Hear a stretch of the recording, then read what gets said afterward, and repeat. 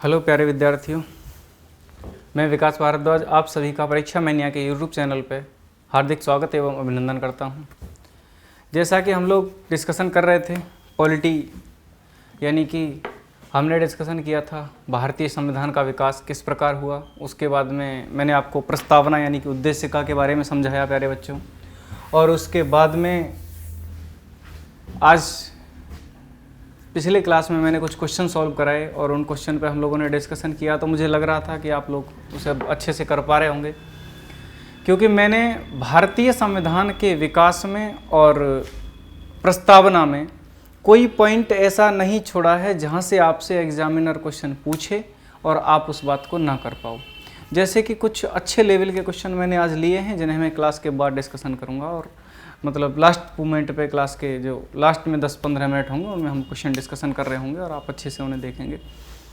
तो प्यारे विद्यार्थियों, रास्तों से भटक कर मंजिल ज़रूर पाएंगे, कि रास्तों से भटक कर मंजिल ज़रूर पाएंगे, ये जो किस्मत अकड़ कर बैठी है इसे हम ज़रूर हराएंगे। तो प्यारे बच्चों, मेहनत करते रहिएगा। जितनी ज़्यादा मेहनत आप लोग करोगे उतना ज़्यादा निखरोगे। देखिए, दो चीज़ें हैं, मैं एक एक टॉपिक को बहुत ज़्यादा डिटेल में एक्सप्लेनेशन करता हूँ ताकि आपके एग्ज़ाम का कोई भी क्वेश्चन ना छूटे, और इससे ज़्यादा आपको पढ़ने की कोई आवश्यकता नहीं है। प्यारे विद्यार्थियों, इससे ज़्यादा आपको पढ़ने की कोई आवश्यकता नहीं है, क्योंकि आपको विद्वान नहीं बनना है, सरकारी आदमी बनना है। तो सरकारी आदमी बनने के लिए कोशिश करिएगा, विद्वान बनने के लिए कोशिश मत करिएगा, क्योंकि जिस समय आप सरकारी आदमी बन जाओगे तो विद्वान तो जनता बता देगी आपको।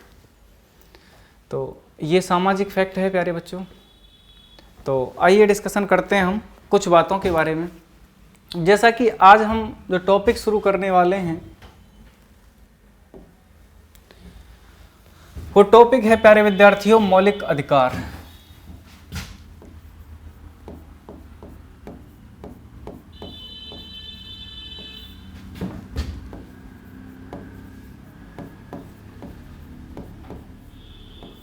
मौलिक अधिकार।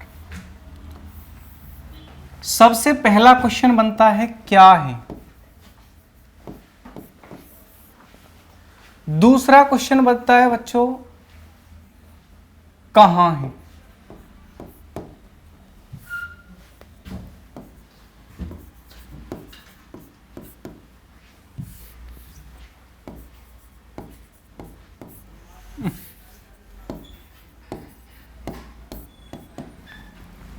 और कैसे, यानी किस प्रकार से प्रदान किए जाते हैं। ठीक है, आइए डिस्कशन करते हैं। सबसे पहली बात है कि मौलिक अधिकार क्या है। तो प्यारे बच्चों, वह भौतिक, वह नहीं, इसको ऐसे लिखेगा वे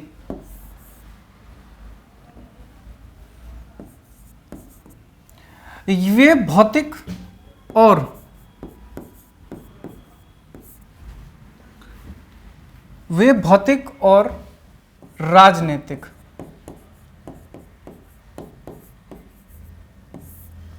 ठीक है अधिकार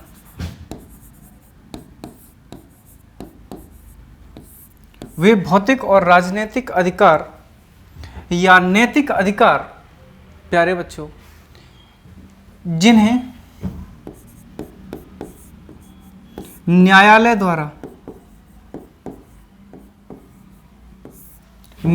द्वारा विशेष संरक्षण प्राप्त है।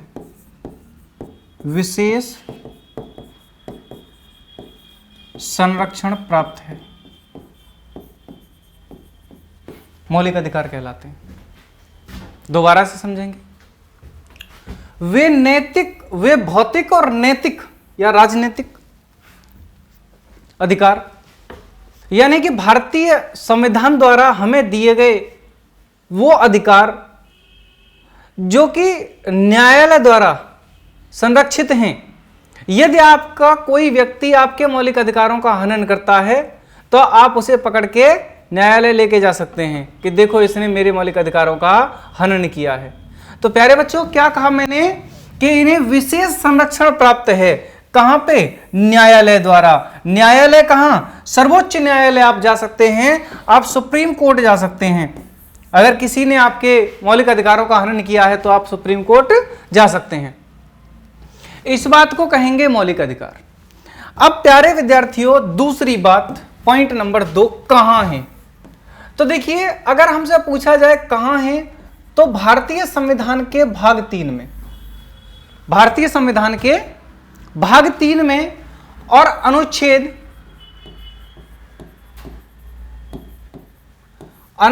12 से 35 तक दिए गए हैं। एक मिनट प्यारे बच्चों,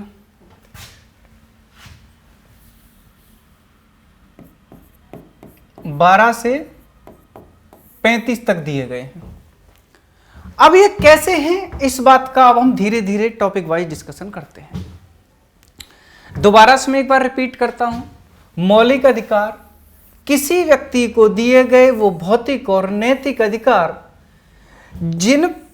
जिन्हें न्यायालय द्वारा या जिनको न्यायालय द्वारा विशेष संरक्षण प्राप्त है, मौलिक अधिकार कहलाते हैं। नेक्स्ट प्यारे बच्चों, कहां है मौलिक अधिकार?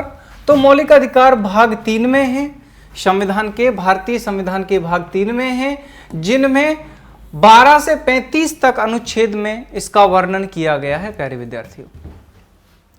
अब आइए कैसे हैं, यानी कि इनकी विशेषताओं के बारे में थोड़ा सा डिस्कशन हम लोग कर लेते हैं। इस बात को समझिएगा प्यारे विद्यार्थियों, ठीक है। कैसे की बात करते हैं, यानी कि इनकी विशेषताओं की बात करते हैं प्यारे विद्यार्थियों। देखिए, सबसे इंपॉर्टेंट बात, मौलिक अधिकार, सबसे पहला पॉइंट हम लोग लिखेंगे, विशेषताएं लिख रहे हैं, लिखते रहा करो मेरे साथ, जिससे कि तुम्हें चीजें क्लियर होती रहें प्यारे विद्यार्थियों। विशेषताओं में मौलिक अधिकार असीमित हैं,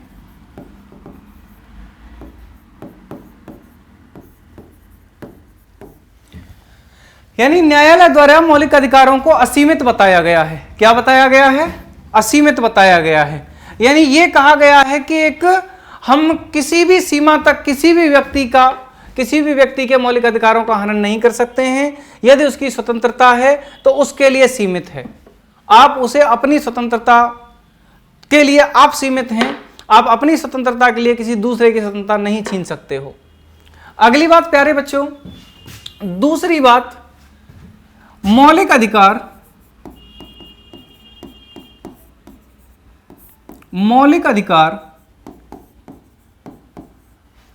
वाद योग्य हैं, वाद योग्य हैं। वाद योग्य मतलब प्यारे बच्चों, इन पर वाद विवाद किया जा सकता है, यानी इन्हें ये प्रवर्तनीय हैं। कैसे हैं प्यारे बच्चों?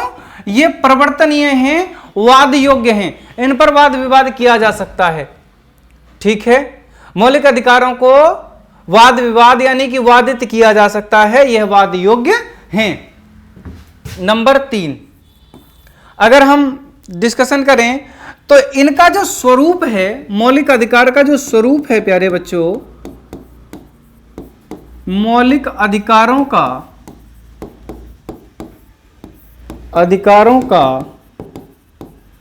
स्वरूप नकारात्मक है, नकारात्मक है। अच्छा, इस बात से मैं क्या कहना चाह रहा हूं कि नकारात्मक है, मौलिक अधिकारों का स्वरूप नकारात्मक है। ये एसएससी में क्वेश्चन आ चुका है प्यारे बच्चों कि मौलिक अधिकारों का स्वरूप कैसा है, तो मौलिक अधिकारों का स्वरूप नकारात्मक है प्यारे विद्यार्थियों। कैसे? क्योंकि देखो क्या कहता है संविधान में हमारा विधि के समक्ष समानता, ठीक है। एक बात क्या कहता है, किसी व्यक्ति पर लिंग, जन्म स्थान,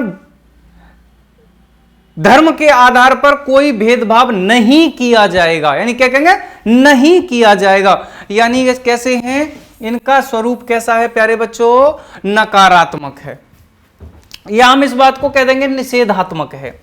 पॉइंट नंबर 4 जब हम लोग डिस्कशन करते हैं तो पॉइंट नंबर 4 है कि कुछ मौलिक अधिकार भारतीयों को प्राप्त हैं, कुछ मौलिक अधिकार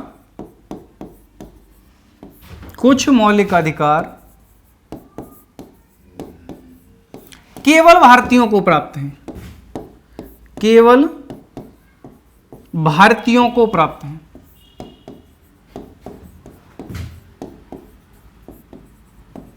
जैसे आर्टिकल 15, आर्टिकल 16, आर्टिकल 19, आर्टिकल 29 और आर्टिकल 30। यानी कि ये मौलिक अधिकार ऐसे अधिकार हैं जो केवल भारतीयों को प्राप्त हैं, और कुछ मौलिक अधिकार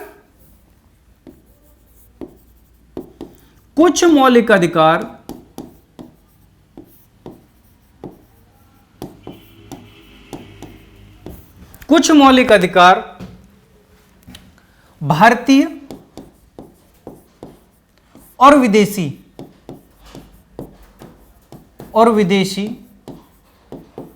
दोनों को प्राप्त है, जैसे शेष जो बचे हुए हैं।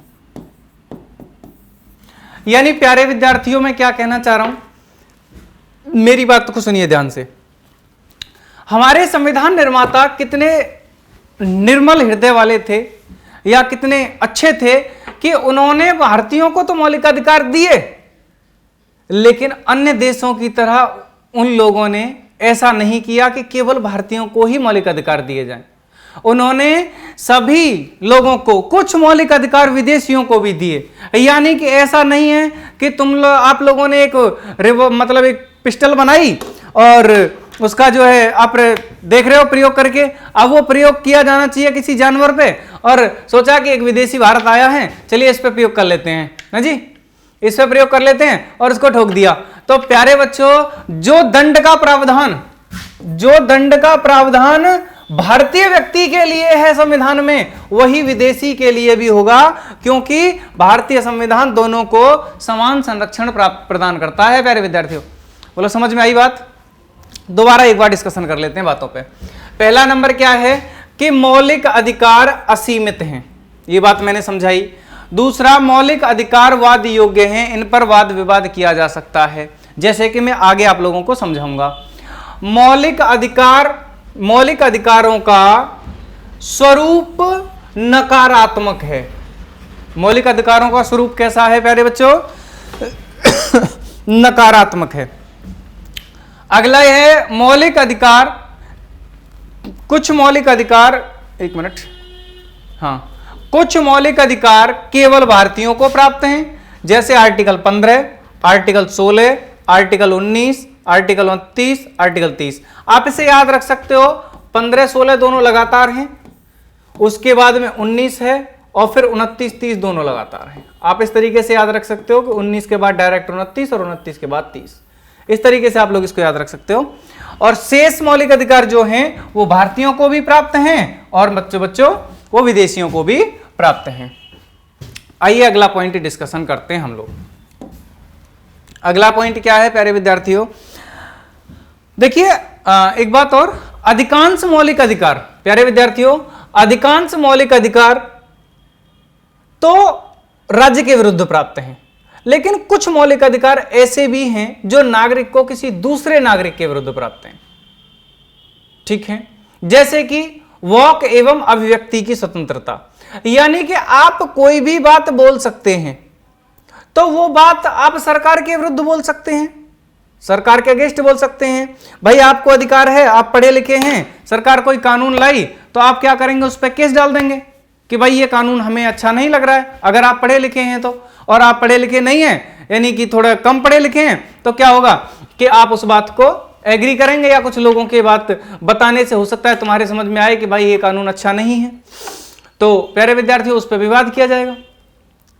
तो आपको ये स्वतंत्रता है, आपको बोलने की स्वतंत्रता है, लेकिन ऐसा नहीं है कि बोलने में आप किसी को गाली दोगे, वो आपकी स्वतंत्रता नहीं है। तो वो क्या है, वो उस व्यक्ति को जिसको आप गाली दे रहे हैं, उस व्यक्ति को आपके प्रति संरक्षण प्राप्त है। यानी कुछ मौलिक अधिकार ऐसे हैं जो कि किसी व्यक्ति को दूसरे व्यक्ति के दूसरे व्यक्ति के अगेंस्ट प्राप्त हैं, और अधिकांश मौलिक अधिकार प्यारे बच्चों ऐसे हैं जो हमें राज्य के विरुद्ध प्राप्त हैं। बोलो ये बात समझ में आई? मैंने एग्जाम्पल से आपको समझाया। राज्य के विरुद्ध बहुत सारे हैं प्यारे बच्चों। जब भी सरकार हमारी किसी भी बात का उल्लंघन करती है तो हम क्या करते हैं? आंदोलन करते हैं, धरना प्रदर्शन करते हैं। आइए अब देखिए, हम लोग डिस्कशन करते हैं प्यारे विद्यार्थियों, यानी कि मूल संविधान में नोट करके लिखना इस बात को, मूल संविधान में 7 मौलिक अधिकार थे। 7 मौलिक अधिकार थे।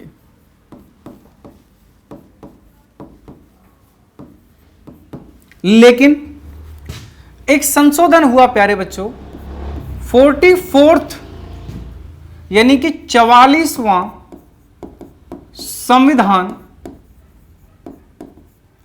संशोधन। आपसे पूछा जाएगा कब हुआ?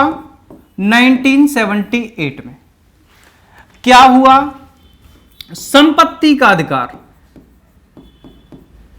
एक मिनट प्यारे बच्चों,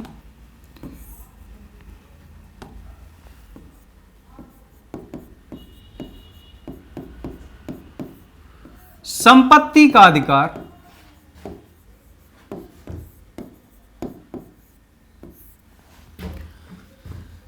दो जगह था। कहां कहां पे था संपत्ति का अधिकार? इस बात को समझ लेना। संपत्ति का अधिकार प्यारे विद्यार्थियों दो जगह था। एक तो संपत्ति का अधिकार था आर्टिकल 19 के फर्स्ट के एफ में। एक तो देखो, मैं इंपोर्टेंट बात आपको बता देता हूं, तुम लोग केवल एक बात पढ़ लेते हो। एक तो था आर्टिकल 19 के क्लॉज फर्स्ट के सब क्लॉज एफ में। कैसे पढ़ेंगे? आर्टिकल 19 के क्लॉज फर्स्ट के सब क्लॉज एफ में, ठीक है। और एक था आर्टिकल 31 में, है जी। दो जगह था संपत्ति का अधिकार।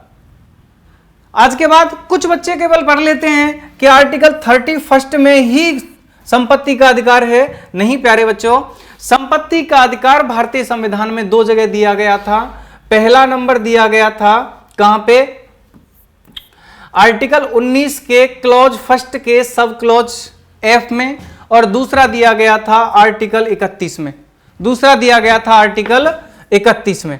अब इस चीज को क्या किया प्यारे बच्चों? संपत्ति के अधिकार को हटाकर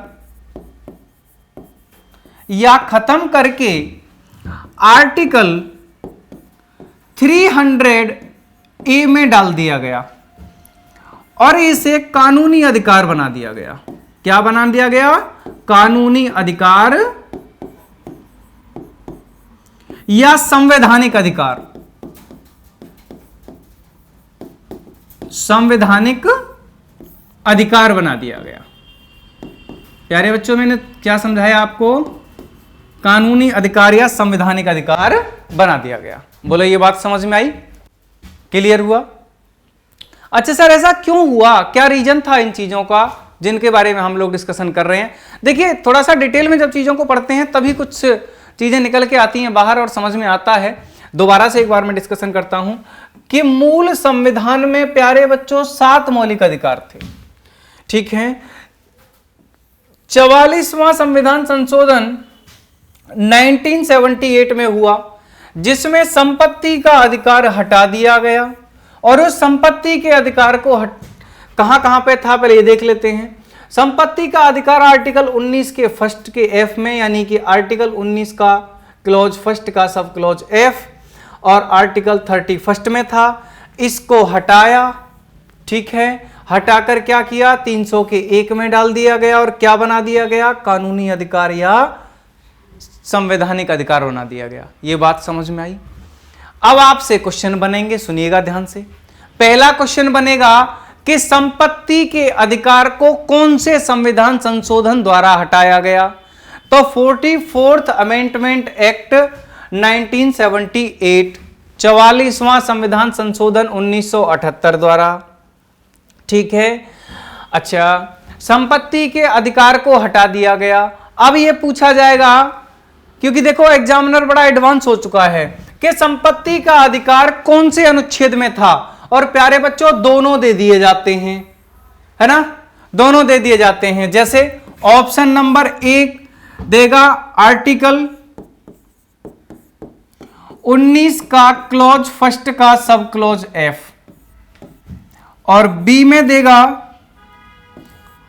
आर्टिकल 31, और सी में देगा आर्टिकल 32, और डी में देगा प्यारे बच्चों ए और बी दोनों। तो हमें कौन सा लगाना होगा, ए और बी दोनों। क्यों? क्योंकि यहां पे भी संपत्ति का अधिकार था और यहां पे भी संपत्ति का अधिकार था। अब पूछेंगे कि अब संपत्ति का अधिकार कौन सा अधिकार है, तो या तो कानूनी अधिकार है या फिर संवैधानिक अधिकार है। इतने सारे क्वेश्चन इस छोटी सी बात से बन जाते हैं। एक बार आप स्क्रीनशॉट ले लीजिए, मैं साइड हो जाता हूं। वर्तमान में कितना मौलिक अधिकार है? 6। जी सर।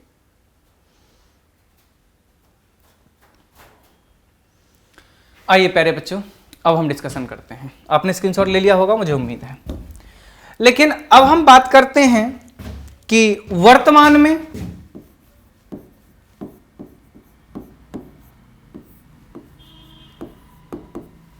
छह प्रकार के मौलिक अधिकार हैं। 6 प्रकार के मौलिक अधिकार हैं।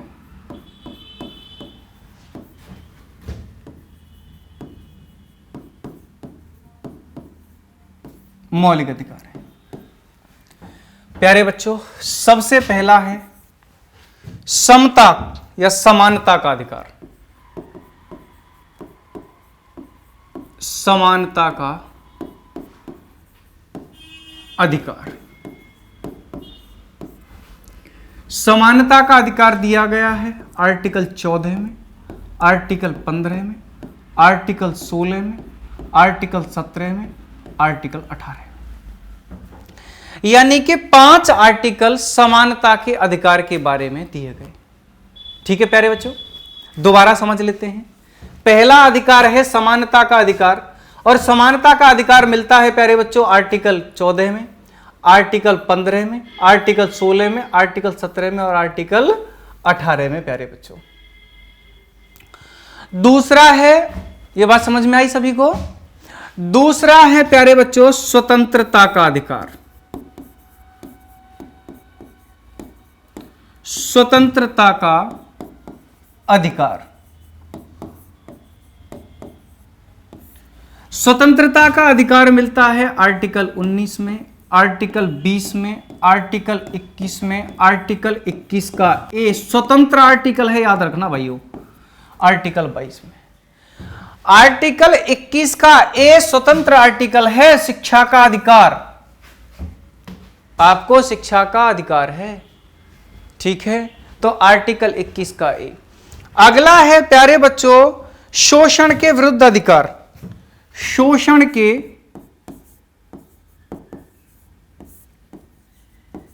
विरुद्ध अधिकार। अच्छा, शोषण के विरुद्ध अधिकार आर्टिकल 23 में दिया है और आर्टिकल 24 में दिया है। दोबारा समझेंगे। स्वतंत्रता का अधिकार, दूसरा अधिकार स्वतंत्रता का अधिकार आर्टिकल 19 में, आर्टिकल 20 में, आर्टिकल 21 में, आर्टिकल 21 के फर्स्ट में और आर्टिकल 22 में। इन्हें याद करिएगा, थोड़ा मेहनत करिएगा। शोषण के विरुद्ध अधिकार प्यारे बच्चों, शोषण के विरुद्ध अधिकार कहां कहां पे दिया गया है? आर्टिकल 23 में और आर्टिकल 24 में। यानी आर्टिकल 23 में शोषण के विरुद्ध अधिकार है और आर्टिकल 24 में भी शोषण के विरुद्ध अधिकार है। इस बात को हम डिटेल में भी समझेंगे एक एक आर्टिकल को। आर्टिकल 24 तक हम लोग पहुंच गए। अब हम बात करते हैं चौथी बात, तो धार्मिक स्वतंत्रता का अधिकार। धार्मिक स्वतंत्रता का अधिकार।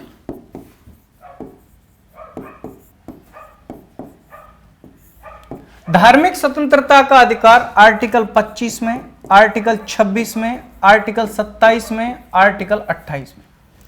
आर्टिकल दोबारा से समझेंगे। धार्मिक स्वतंत्रता का अधिकार आर्टिकल 25 में, आर्टिकल 26 में, आर्टिकल 27 में और आर्टिकल 28 में धार्मिक स्वतंत्रता का अधिकार है। बोलो समझ में आई बात? क्लियर है वरना? अब अगर हम बात करते हैं पांचवा, सांस्कृति और शैक्षिक अधिकार।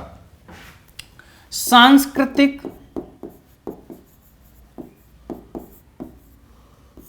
और शैक्षिक अधिकार।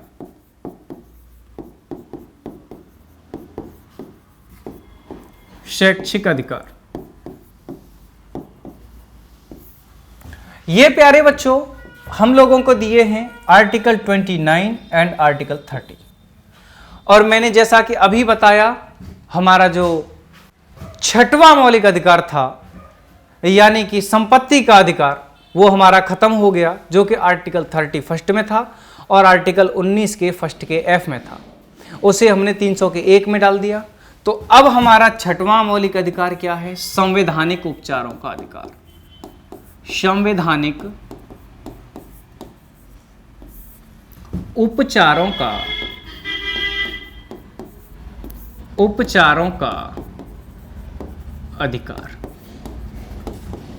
और वो है आर्टिकल 32, और वो है आर्टिकल 32।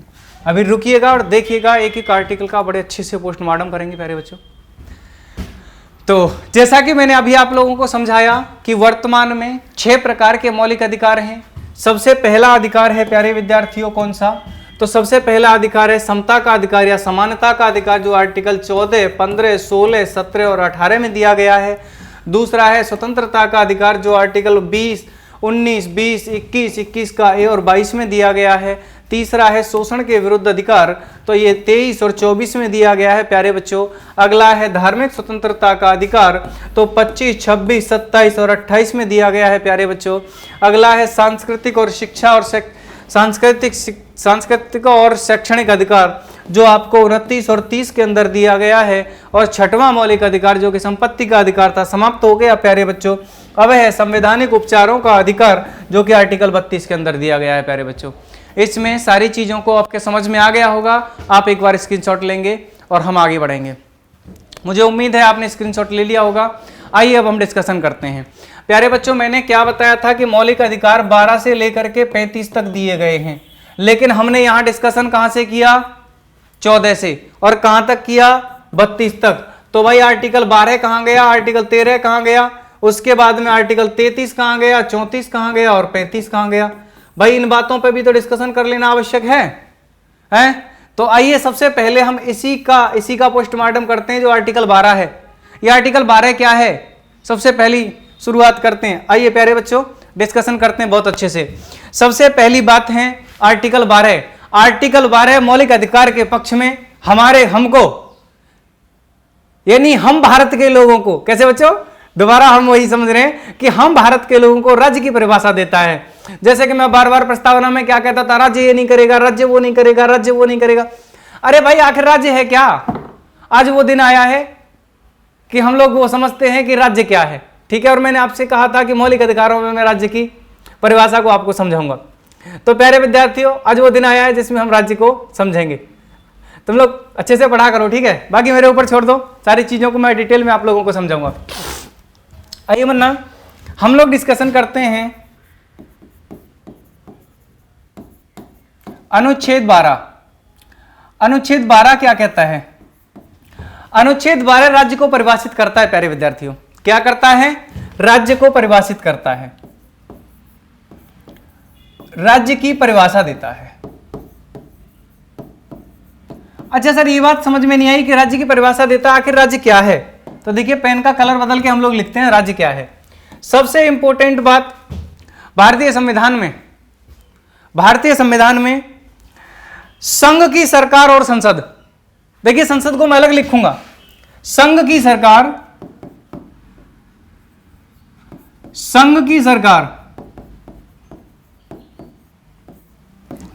और संसद।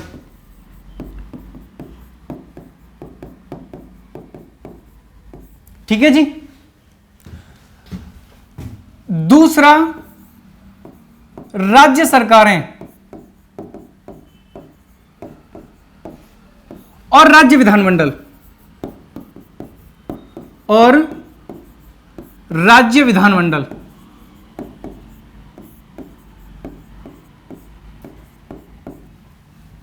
राज्य सरकारें और राज्य विधानमंडल, ठीक है, या फिर हम ये कह देंगे कि प्रांत की सरकारें और विधानमंडल, बात एक ही है।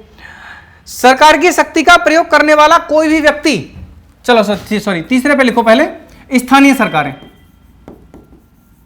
स्थानीय सरकारें। देखिए यहां पे लाभ का पद नहीं लिखा गया है, स्थानीय सरकारें, यहां पे लाभ का पद नहीं लिखा गया। 14 पॉइंट क्या लिखा है? 14 पॉइंट कह रहे हैं कि सरकार की शक्ति का प्रयोग करने वाला कोई भी व्यक्ति, चाहे वो पुलिस का कांस्टेबल हो, चाहे वो आईएएस अधिकारी हो। दोबारा समझेंगे कि सरकार की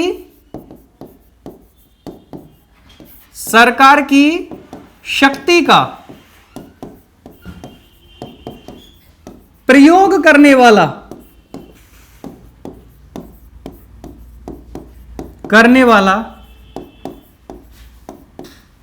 कोई भी व्यक्ति क्या होगा भाई? राज्य होगा। क्या होगा भाई? राज्य होगा। यह बात समझ में आई? दोबारा समझते हैं। देखिए संघ की सरकार, मैं पेन का कलर बदल के और इसको लिखता हूं, संघ की सरकार और संसद राज्य होगी सर, ठीक है। संसद के अंदर लोकसभा, राज्यसभा, है जी। देखिए प्यारे बच्चों, संघ की सरकार में मोदी जी आ जाएंगे, हैं, तो वो राज्य हैं। राज्य सरकारें या प्रांतीय सरकारें, राज्य सरकारें, मैंने एक शब्द और नहीं लिखा, प्रांत की सरकारें, मैं लिख देता हूं यहां पे, प्रांत की सरकार, ये भी क्या कहलाएंगी? राज्य कहलाएंगी। और राज्य विधानमंडल या प्रांतीय विधानमंडल, ठीक है सर, ये क्या कहलाएगा? राज्य कहलाएगा। अगली बात, स्थानीय सरकारें। स्थानीय सरकारें कैसी? जैसे जिला पंचायत है, जैसे नगर पंचायत है, ग्राम पंचायत है, हैं? ग्राम पंचायत में क्या होता है ना प्रधान जी, किसी का फैसला होता है, हैं? किसी को तुम लोग क्या करते हो, हाँ घुसा घुसा बजा लेते हो, फिर क्या होता है? प्रधान जी बुलाते हैं, आइए पंचायत होगी, बैठ के तुम्हारा फैसला होता है, तो उन्हें क्या कहते हैं प्यारे बच्चों? स्थानीय सरकारें कहते हैं। और ये स्थानीय सरकारें भी राज्य का अंग हैं। और एक बात कि सरकार की शक्ति का प्रयोग करने वाला कोई भी व्यक्ति हो, चाहे वो पुलिस का कांस्टेबल हो और चाहे वो आईएएस अधिकारी हो, चाहे वो आईएएस अधिकारी हो,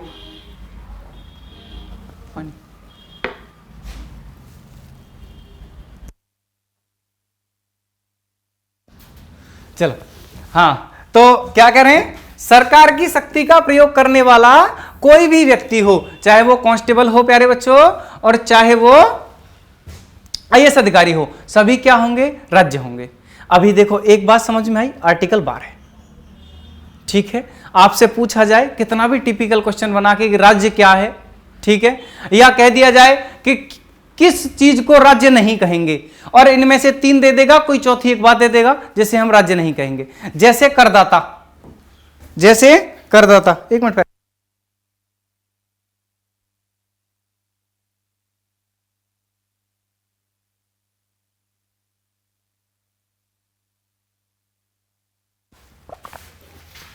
चलिए ठीक है, इनमें से कोई 3 दे देगा और चौथा नहीं देगा, और वो कहेगा निम्नलिखित में से कौन राज्य का अंग नहीं है, ठीक है। क्योंकि आजकल क्वेश्चन नहीं पे आ रहा है, यस पे नहीं आ रहा है, यस पे बहुत कम आ रहा है, तो इस बात पे हम लोग डिस्कशन करेंगे। चलिए प्यारे बच्चों, अब हम समझने की कोशिश करेंगे आगे आर्टिकल 13। समझिएगा ध्यान से, मुझे लग रहा है अच्छे से समझ में आ रही होंगी बातें, जहां तक मेरा विचार है। आर्टिकल 13, अनुच्छेद 13। अनुच्छेद 13 क्या कह रहा है कि राज्य ऐसा कोई कानून नहीं बनाएगा जो मौलिक अधिकारों को कम करता हो।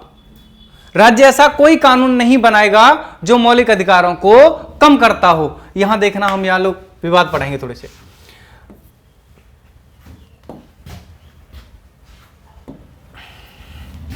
क्या कह रहा है? राज्य ऐसा कोई कानून नहीं बनाएगा, कोई कानून नहीं बनाएगा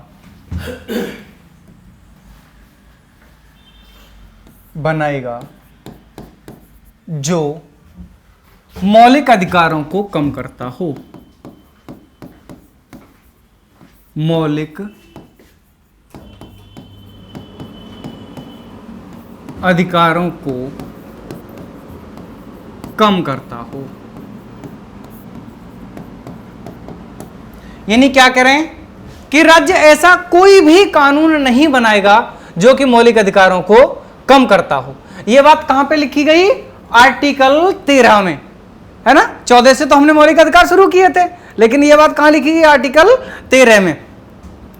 अच्छा, मौलिक अधिकारों की संशोधनीयता में निम्नलिखित विवाद हैं, उन विवादों पे हम लोग चर्चा कर लेते हैं अच्छे से। चलिए हम लिखेंगे, तो ये तो लिख रहा है साफ साफ, मैंने क्या बोला कि राज्य कोई भी ऐसा कानून नहीं बनाएगा जो कि हमारे मौलिक अधिकारों को कम करता हो। ऐसा नहीं है कि मोदी जी अपनी सरकार लाएंगे और मोदी जी ने क्या किया, एक कानून बनाया कि चलिए स्वतंत्रता का अधिकार खत्म कर दो, तो ऐसा कभी भी नहीं होगा प्यारे बच्चों, ठीक है। अच्छा, मौलिक अधिकारों की संशोधनीयता पे कुछ कानून बनाए गए हैं, उनके बारे में हम लोग डिस्कशन कर लेते हैं। कुछ केसेस हैं, उनके बारे में डिस्कशन कर लेते हैं। तो लिखेंगे मौलिक अधिकारों की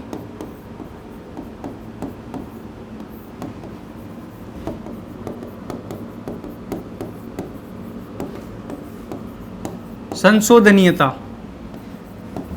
के बारे में, मौलिक अधिकारों की संशोधनीयता के बारे में कुछ विवाद हैं, उन विवादों पे हम लोग चर्चा कर लेते हैं। न्यायालय के समक्ष यह प्रश्न उठाया गया कि मौलिक अधिकार संशोधनीय हैं कि नहीं, उनमें संशोधन किया जा सकता है कि नहीं, ठीक है। तो सबसे पहला केस बना शंकरी प्रसाद केस। सबसे पहला केस बना प्यारे बच्चों कौन सा? शंकरी प्रसाद केस। शंकरी प्रसाद केस। और शंकरी प्रसाद केस में सर्वोच्च न्यायालय ने यस बोल दिया। सर्वोच्च न्यायालय ने यस बोल दिया, कहा कि आप मौलिक अधिकारों में संशोधन कर सकते हो। शंकरी प्रसाद केस में कहा कि आप मौलिक अधिकारों में संशोधन कर सकते हो, कोई दिक्कत नहीं है, लेकिन उन्हें उनके मूल ढांचे को आप परिवर्तित नहीं कर सकते हो।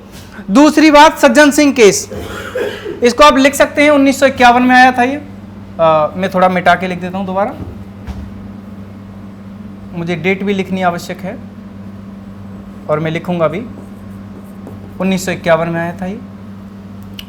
दूसरा केस है प्यारे बच्चों सज्जन सिंह केस।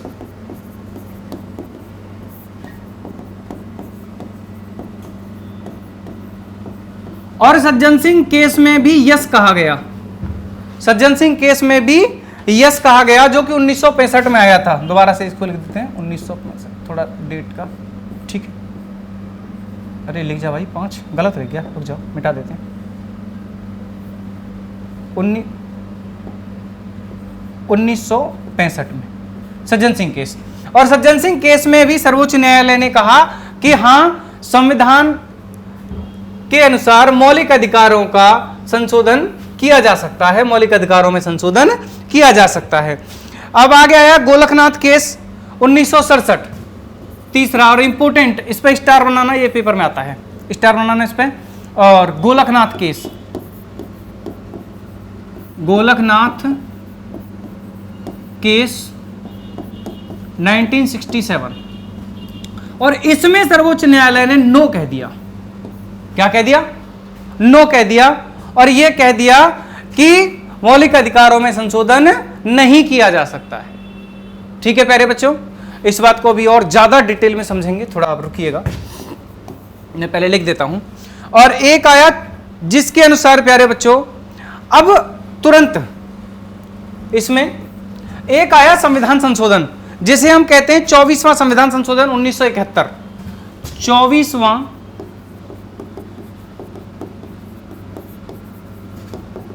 संविधान संशोधन 1971।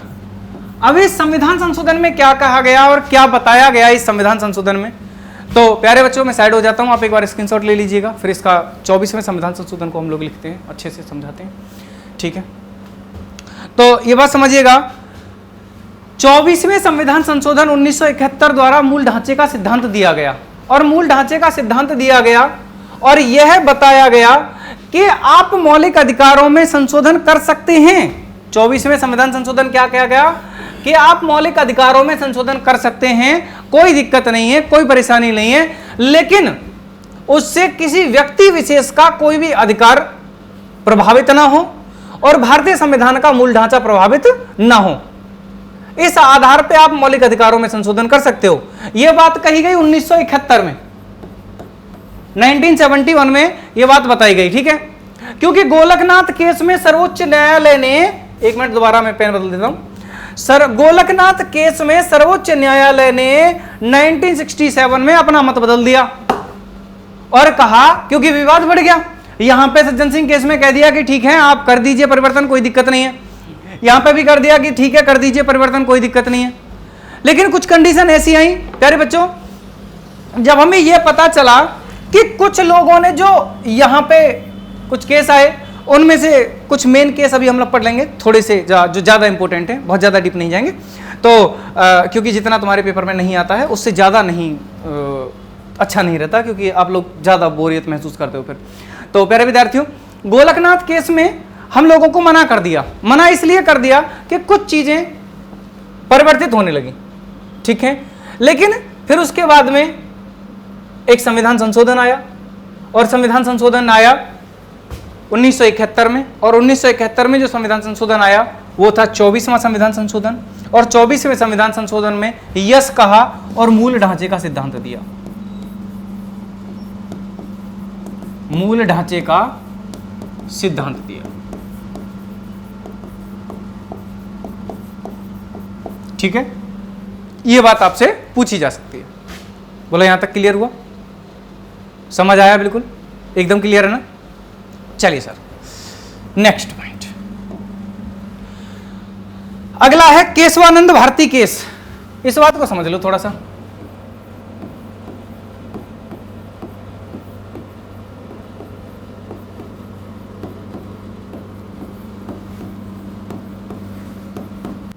(1973) बेहद इंपॉर्टेंट केस है, और इसमें यस कहा गया, ठीक है सर।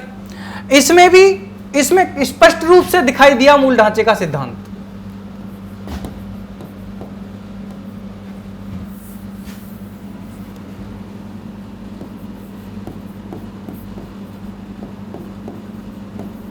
मूल ढांचे का सिद्धांत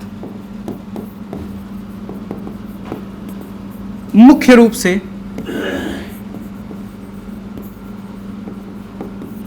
से स्पष्टता में आया। क्यों?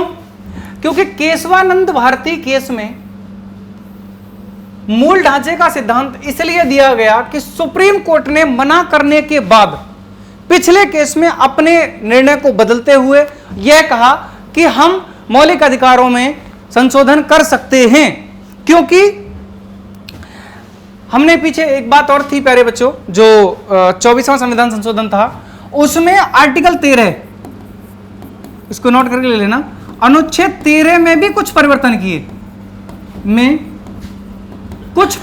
किए, और अनुच्छेद 13 में परिवर्तन करने के बाद जो मेन बात थी, मैं अभी तुम्हें अनुच्छेद 13 को दोबारा समझा देता हूं। एक बार कहां लिखा था मैंने, ये अनुच्छेद 13 में जो मेन बात थी कि संसद यानी कि राज्य ऐसा कोई कानून नहीं बनाएगा जो मौलिक अधिकारों को कम करता हो। लेकिन अब इस बात को परिवर्तित करके यह कर दिया कि संसद मौलिक अधिकारों को कानून बनाकर संशोधित कर सकता है, परंतु मूल ढांचे को ध्यान में रखते हुए। तो यह बात परिवर्तित हुई कहां पे? 24वां संविधान संशोधन के अंदर यस बोला गया, और यहां पे क्या कहा गया कि आर्टिकल 13 में कुछ मूलभूत परिवर्तन कर दिए गए प्यारे बच्चों। आइए, ये बात क्लियर है? यह बात क्लियर है? यहां तक किसी को कोई दिक्कत? एकदम साफ? बहुत बढ़िया, बहुत बढ़िया। चलिए नेक्स्ट, अगली बात समझते हैं। अब हम लोग समझते हैं संविधान संशोधन। देखिए, अलग अलग हमेशा हमें पता है कि बहुमत से होते हैं, उसमें विशेष बहुमत की आवश्यकता पड़ती है जिसमें हम लोग संविधान संशोधन करते हैं। इन बातों को हम लोग आगे समझ लेंगे क्योंकि इतना इसमें ज़्यादा डीप जाना अच्छा नहीं है। चलिए हम सबसे पहले अब डिस्कशन करते हैं समानता का अधिकार। इस बात पे आप लोग ज़्यादा मत सोचिएगा। 14 से 18, ठीक है, राइट टू इक्वलिटी, ठीक है। इसमें हम लोग क्या समझते हैं?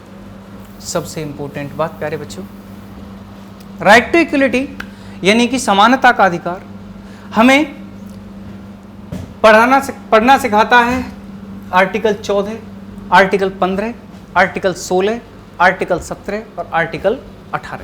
यहाँ तक हम पढ़ते हैं समानता का अधिकार। आइए डिस्कशन करते हैं अनुच्छेद 14, आर्टिकल 14 के बारे में। आर्टिकल 14 के बारे में, राज्य किसी भी व्यक्ति को विधि के समान संरक्षण से वंचित नहीं करेगा। मैंने क्या कहा? अब चलते हैं पीछे। मैंने कहा कि मौलिक अधिकारों का स्वरूप नकारात्मक है और निषेधात्मक है। कैसे? क्योंकि यहां पे यह नहीं कहा गया है कि विधि का समान संरक्षण दिया जाएगा। यहां बात को कैसे लिखा गया है? नहीं में लिखा गया है। वाक्य कैसा है? नकारात्मक है। मेरी बात समझ रहे हो कि नहीं? दोबारा समझिएगा। मैंने कहा एक कुत्ता है, एक कुत्ता है, तो स्टेटमेंट कैसा है? पॉजिटिव है, यानी धनात्मक है। और मैंने कहा एक कुत्ता नहीं है, एक कुत्ता नहीं, तो प्यारे विद्यार्थियों ये क्या है? नकारात्मक कथन। तो जो हमारे मौलिक अधिकार हैं उनकी जो पृष्ठभूमि है वो नकारात्मक है, यानी निषेधात्मक है। ये बात समझ में आई? क्लियर? तो मैंने क्या कहा? आर्टिकल 14 में लिखा है राज्य किसी व्यक्ति को विधि के समक्ष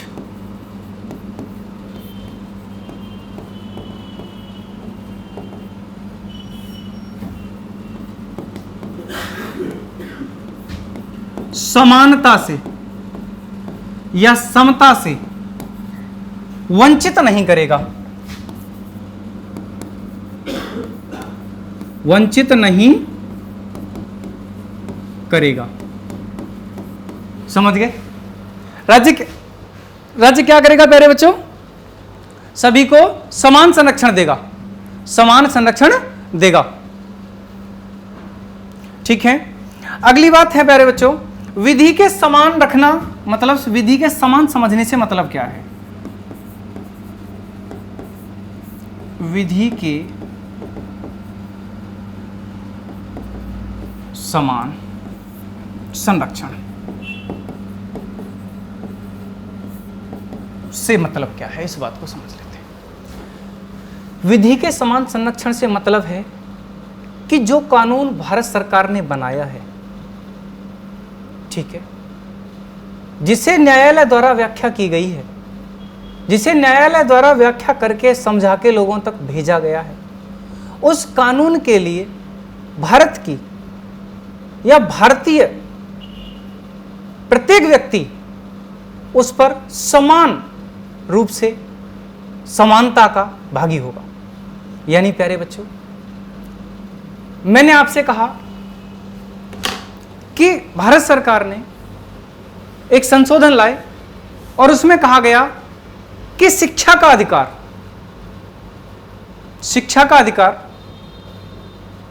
सभी लोगों का मौलिक अधिकार है, और कह दिया इसे आर्टिकल 21 के ए में डाल दीजिएगा, आर्टिकल 21 के ए में डाल दीजिएगा। तो ये कानून क्या है? सभी के लिए बराबर है, मेरे लिए, आपके लिए, सभी के लिए, कोई कितना भी बड़ा हो छोटा हो, चाहे वो अंबानी जी का लड़का हो, चाहे वो किसी गरीब बंदे का लड़का हो, तो क्या है? सभी के लिए समान है, यानी शिक्षा का अधिकार सभी को है। तो इस वजह से आप विधि, यानी विधि का मतलब होता है प्यारे बच्चों कानून, ठीक है, विधि के समक्ष सरकार की नजरों में आप समान होंगे, यानी सारी जनता, प्रत्येक व्यक्ति समान होगा। आइए, कानून सभी को समान नजरों से देखेगा, समान नजरों से देखेगा।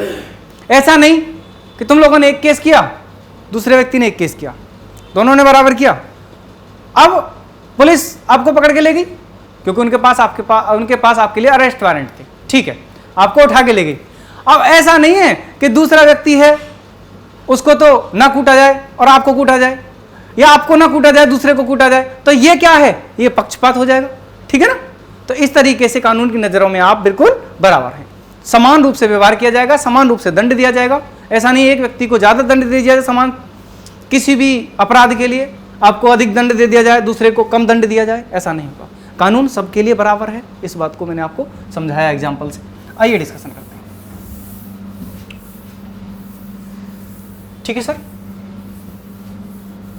ओह, मैंने क्या कर दिया, मिटा दिया, कोई बात नहीं, चलिए, ओके ओके।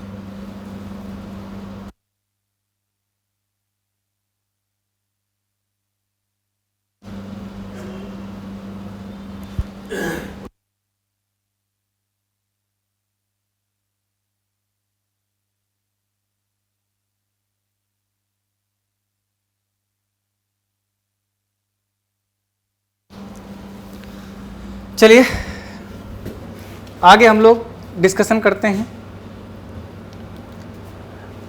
प्यारे विद्यार्थियों, कुछ विशेषाधिकार होते हैं जिन्हें हम लोग समझते हैं, कुछ लोगों को, कुछ वंचित वर्गों को कुछ विशेष अधिकार दिए गए हैं, क्योंकि समानता का अधिकार भी कुछ तरीके से अपवाद भी हैं जिनके बारे में हम डिस्कशन करते हैं। जैसे कुछ वंचित वर्ग हैं, उन्हें लिंग भेद के आधार पे, जाति के आधार पे कुछ छूट प्रदान की गई हैं, जिनके बारे में इतना डीप समझना कोई आवश्यक नहीं है, ठीक है। तो विशेषाधिकार हैं, सबल के पक्ष में होते हैं, कुछ निर्बल के पक्ष में होते हैं। तो आइए एक बात समझते हैं, विधियों का समान संरक्षण। विधियों का समान संरक्षण एक शब्द है, विधियों का समान संरक्षण आर्टिकल 14 में ही, यानी कि प्रत्येक व्यक्ति को विधि का समान संरक्षण करने का अधिकार है, अधिकार प्राप्त होता है। ये बात समझ में आई, ठीक है। नेक्स्ट, अब हम लोग समझते हैं आर्टिकल 15, अनुच्छेद 15, ठीक है। प्यारे बच्चों, आर्टिकल 15 में राज्य किसी व्यक्ति के साथ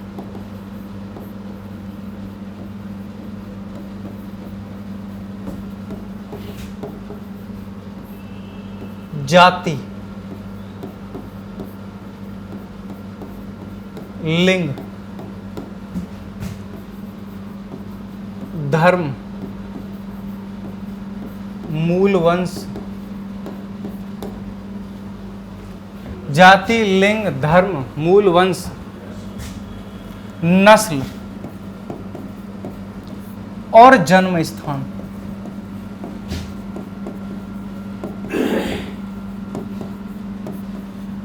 के आधार पर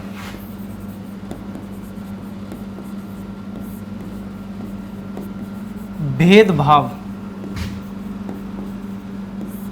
नहीं करेगा।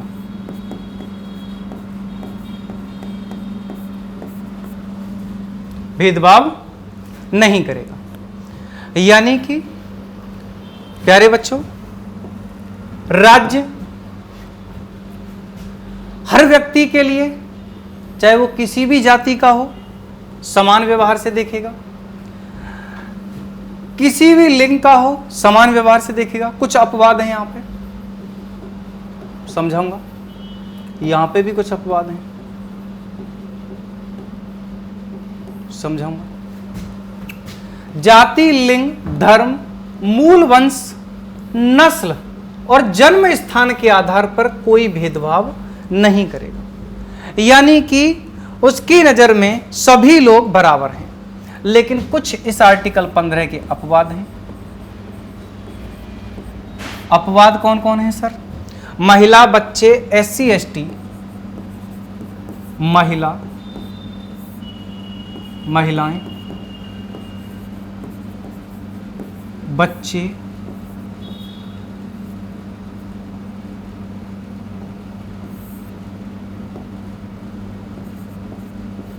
SC ST और दुर्बल वर्ग,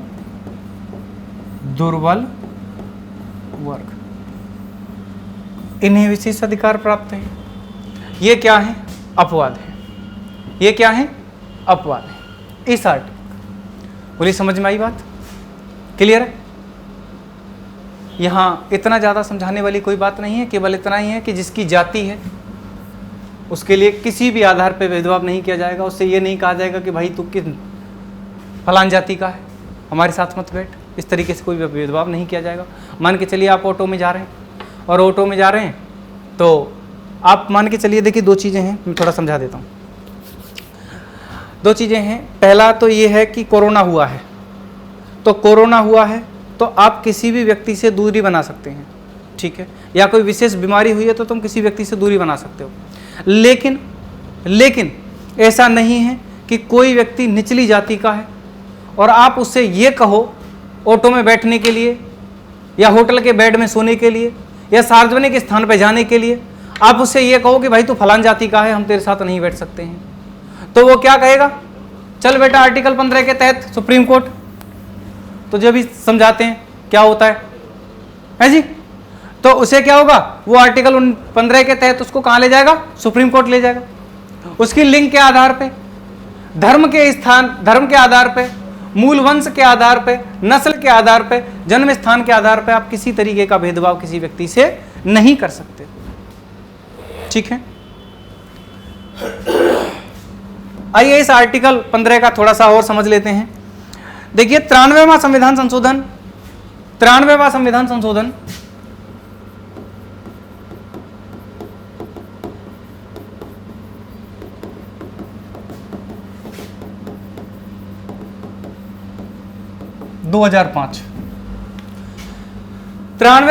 संशोधन 2005, इसमें जोड़ा गया आर्टिकल 15 का 6, इसमें जोड़ा गया आर्टिकल 15 का 6, और उसमें कहा गया कि शिक्षण संस्थानों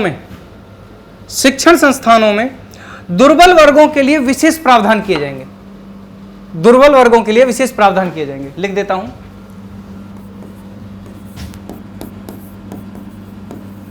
शिक्षण संस्थानों में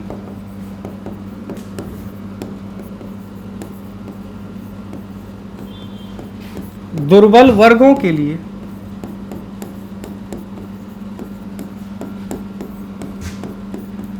विशेष प्रावधान किए जाएंगे।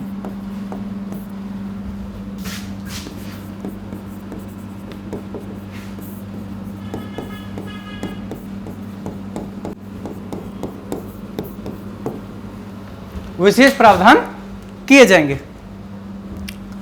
इसमें अपवाद रहेंगे प्यारे बच्चों, SC ST अपवाद में विशेष ध्यान रखो।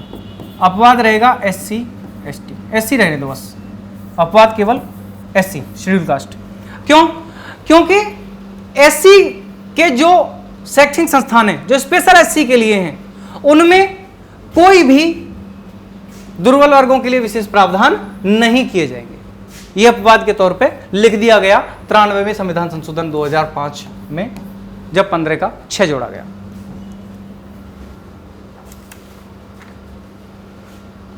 क्लियर? आज की क्लास को यहीं छोड़ते हैं और इसमें थोड़े क्वेश्चन हैं, उन पर डिस्कशन कर लेते हैं प्यारे बच्चों।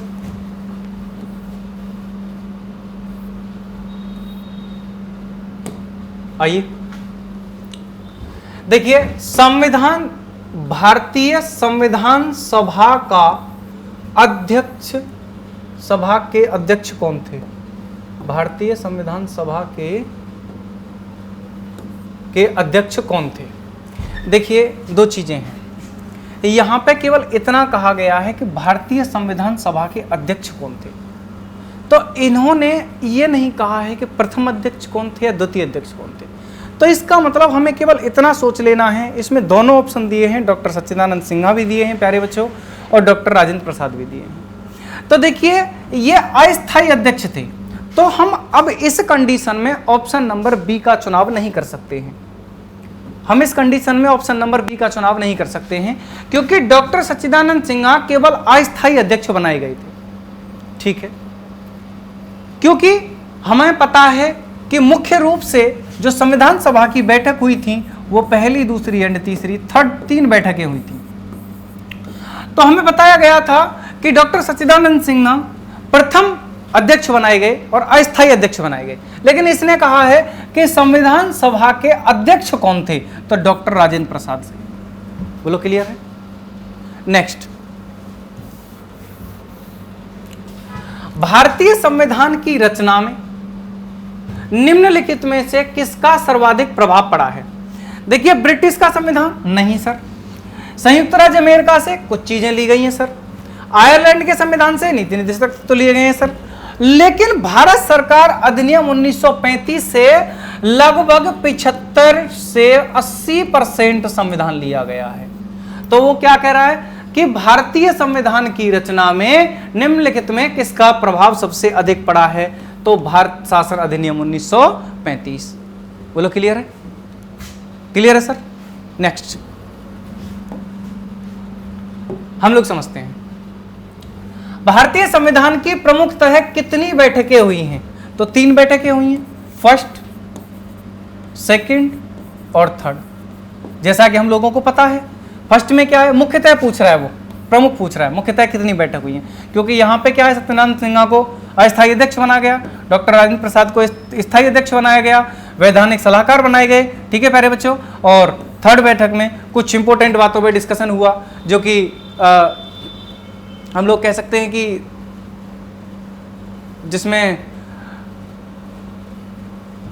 चलिए 2 बातें छोड़ो यहीं पे इनको, ये थोड़ा ज़्यादा डीप ठीक नहीं है, ठीक है। नेक्स्ट, बंधुत्व शब्द का अर्थ क्या है? तो मैंने आपको बताया था बंधुत्व शब्द में हम लोग एकता और अखंडता की बात करते हैं, क्योंकि एकता क्या है, राष्ट्र के लिए, मतलब एकता क्या है, राष्ट्र के लिए, अखंडता क्या है, राष्ट्र के लिए। तो इसी में क्या आ जाता है, भाईचारा भी आ जाता है, इसमें क्या आ जाता है, भाईचारा भी आ जाता है प्यारे बच्चों। तो भाईचारे की भावना ऑटोमेटिक इसके अंदर आ जाएगी, तो इस वजह से ऑप्शन नंबर सी सही होगा। दोबारा से इस क्वेश्चन को देख लेते हैं। देखिए पहला क्वेश्चन है भाईचारे की भावना। हाँ, एक बंधुता के अंदर भाईचारे की भावना आती है, क्योंकि बंधुत्व, पिता तुल्य व्यवहार, ये क्वेश्चन गलत हो जाएगा, ये ऑप्शन गलत हो जाएगा। आर्थिक न्याय का निरासन, ये बिल्कुल गलत हो जाएगा। अब ये इसके अंदर आता है, क्योंकि ये इसका ज्यादा इंपॉर्टेंट रोल है, क्योंकि एकता और अखंडता ही दोनों बंधुत्व के अच्छे एग्जाम्पल हैं, तो इस वजह से ऑप्शन नंबर सी सही हो जाएगा। नेक्स्ट आइए डिस्कशन करते हैं। भारत में राजनीतिक शक्ति का स्रोत क्या है? मैंने क्या बताया था, सत्ता। सत्ता का मैंने बताया था स्रोत क्या है, तो बताया था सत्ता का स्रोत जनता है या लोक प्रभुता है। जनता है या लोक प्रभुता है। मैंने बताया था सत्ता का स्वरूप क्या है,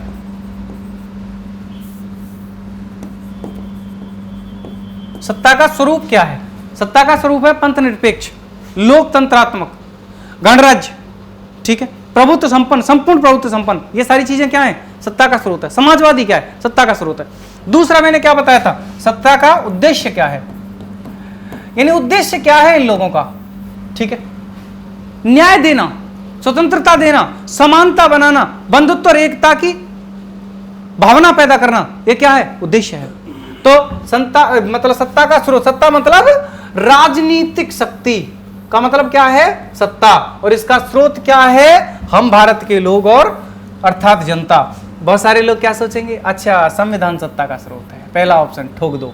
अन्यथा फिर संसद ठोक दो, और इससे ज़्यादा सोचते हो तो फिर ये ठोक दो। तो प्यारे बच्चों, ये चीज़ें दोनों गलत हो जाएंगी।